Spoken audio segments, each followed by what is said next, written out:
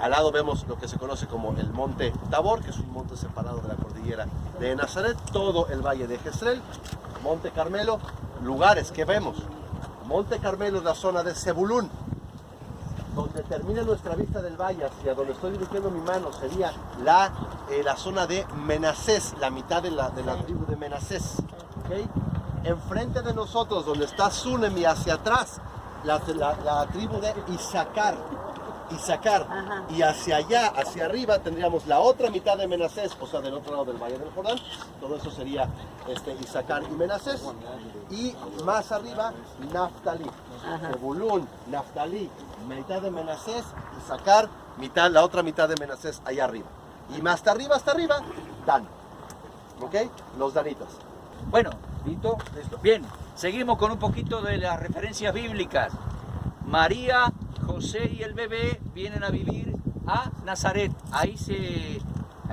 De ahí ellos eran y ahí van a ser familia y ahí van a criar el bebé, ahí van a crecer como familia. María y José van a tener otros hijos que se mencionan varias veces en los evangelios. Ahora bien, en Mateo capítulo 2, Mateo dice que vinieron a vivir acá para que él fuese llamado Nazareno, tal como todos los profetas lo anunciaron. Ahora hay un pequeño problema.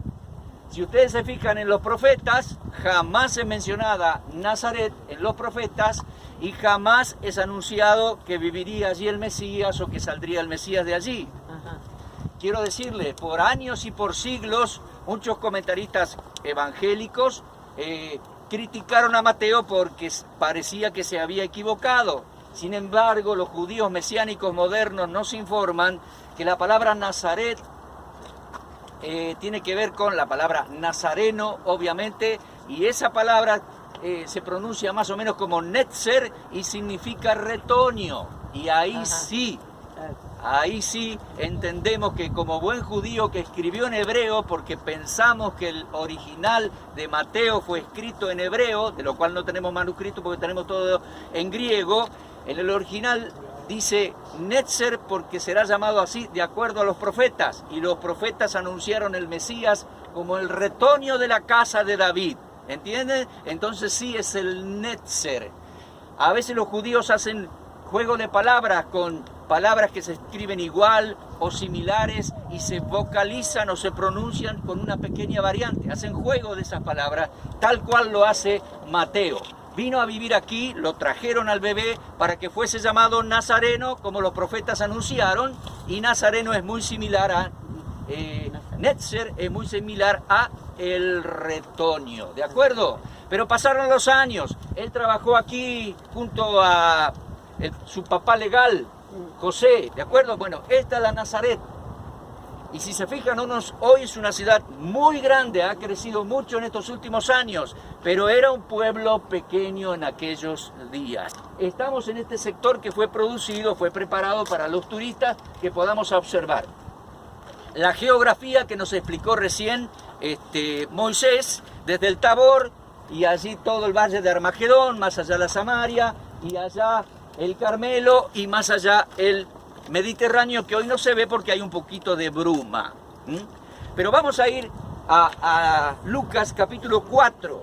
Cuando pasaron los años, él se bautizó allá en el sur, en el Jordán, el Señor, y vino a predicar a las sinagogas de toda la Galilea. Y vino aquí a Nazaret, a la sinagoga del pueblo donde se había criado, lo dice Lucas. Jesús volvió en el poder del Espíritu Santo y se difundió su fama por toda la tierra alrededor, enseñaba en las sinagogas de ellos y era glorificado por todos. Vino a Nazaret donde se había criado y en el día de reposo entró en la sinagoga, conforme a su costumbre, se levantó a leer. Veíamos en la sinagoga de Magdala ayer, la Bimá, la persona se levantaba a leer, abría el rollo y leía, cerraba el rollo, lo ponía sobre la Bimá y se sentaba. La explicación venía sentado. Bueno, se le dio el libro del profeta Isaías y habiendo abierto el libro, leyó: el Espíritu del Señor está sobre mí. Me ha ungido para dar buenas nuevas a los pobres, me ha enviado a sanar los quebrantados de corazón, a pregonar libertad a los cautivos, vista a los ciegos y poner en libertad a los oprimidos, predicar el año agradable al Señor. hizo la pausa, cerró el libro, lo puso y se sentó. Él leyó un texto muy chiquito. Una parte es de Isaías 61, pero eso de dar vista a los ciegos no está específicamente ahí, está agregado o incorporado de Isaías 42:7. Pero esas eran las grandes señales de que había llegado el Mesías de Israel. Allá en el Jordán vino sobre él el Espíritu de Dios. Era muy importante porque no solamente en Isaías 61 se anunciaba que el Espíritu de Dios iba a obrar en la vida del Mesías. Isaías 11, Isaías 42, Isaías 61 anunciaba y está escrito claramente que el Espíritu Santo iba a venir sobre la persona del Mesías para todo su ministerio. Iba a venir con grandes señales milagrosas, como sanar a los ciegos, sanar a los cojos, levantar los muertos, y por supuesto venía a pregonar el día agradable del Señor, la gracia del Señor. El Señor lee una frasecita muy corta. Les invito, queridos hermanos evangélicos, a leer todo el contexto. Isaías 59, capítulo 59, 60, 61, 62, 63, habla de la venida del Mesías en gloria mayormente. Pero hay una pequeña frase para la venida del Mesías pregonando la gracia del Señor a los abatidos de corazón. No es que el Señor sacó el texto fuera de contexto, no, lo hizo de una manera magistral, lo citó de manera exacta en el justo lugar. Él había venido para el día agradable al Señor y lo rechazaron en este lugar. Cuando vuelva será el día de venganza, el día de juicio, el día que será juez y será rey de reyes. Ahora bien, cuando dice que se sentó y les dijo, hoy se ha cumplido esta profecía delante de ustedes, lo quedaron mirando. Él tenía 30 años, se había criado acá. Dice, pero este no es Jesús, el hijo del carpintero, el de María. Y sí, nosotros, escúchame, yo conozco a la hermana, el hermano que labura acá en la esquina. Pero era cierto. Él estaba diciendo, yo soy el Mesías de Israel. Él estaba diciendo, el Espíritu de Dios me ungió. Muchos fueron testigos allá en el río Jordán. Y yo vengo con señales milagrosas que respaldan, legitimizan que soy el Mesías de Israel. Pero el Señor ya palpaba el hecho de que ya lo estaban rechazando. Porque Él hace esto y después dice, nadie es profeta en su pueblo, en su tierra y en su parentela. Y los empieza como a desafiar un poquito. Lo mismo pasó, dice, en los días de que los gentiles atendieron los profetas Elías y Eliseo, porque aquí eran rechazados. Y cuando escucharon eso se molestaron y empezaron a discutir y lo empezaron a rechazar sus propios amigos. La Escritura dice que lo empujaron afuera de la sinagoga, discutieron fuerte, porque los judíos discuten así, hablando en hebreo y gritando, y lo querían despeñar. Y bueno, no sabemos dónde fue específicamente, no les puedo decir fue acá, no les puedo decir fue allá, pero ustedes pueden observar la geografía y la topografía de Nazaret y comprenderán que otra vez más la Escritura es veraz y precisa. Si me dijeran aquí fue y me llevan a Buenos Aires es totalmente plana, totalmente llana. Si me llevaran a Buenos Aires y me dicen aquí es, yo digo, ¿cómo puede ser?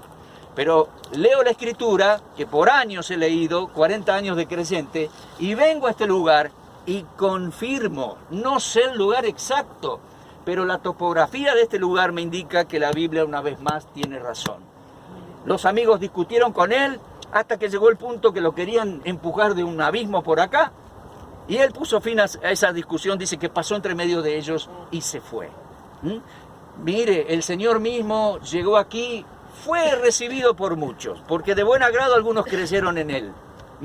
Pero sus amigos que se habían criado con él comenzaron a discutir. Y cuando una persona comienza a discutir, cierra la puerta del corazón. Comienza a fastidiarse con el otro y a discutir para ver cuál tiene la razón. Por favor, no hagamos eso. Busquemos la verdad en la Escritura. porque eso le conviene a usted y me conviene a mí y a cada uno de nosotros. Y bueno, avanzar sobre la base de la verdad. Y gloria a Dios y gracias a Dios una vez más, porque vino el Señor a los lugares exactos donde tenía que venir. Se crió en Nazaret. Cuando comenzó a predicar, dejó la casa de mamá y sus hermanos y se mudó a Capernaum. Pero salió de acá y él es el Netzer, el retoño de la casa de David, que volverá y reinará en gloria en Jerusalén dentro de unos años. Amén. Amén. Una vez más, Señor, te agradecemos por tu palabra, que es veraz, específica, concreta. Y Señor, que podamos conocer más y mejor a Cristo y abrir nuestro corazón para recibir la verdad, creer en Él, creer la Escritura, sin el ánimo de discutir para ganar una discusión, sino buscando la verdad para encontrarla y creerla. Tu palabra es verdad, Señor. Grande es la persona de Jesús el Mesías, nuestro Dios y Salvador. Gloria sea a ti, muchas gracias en nombre de Cristo. Amén. Amén y amén.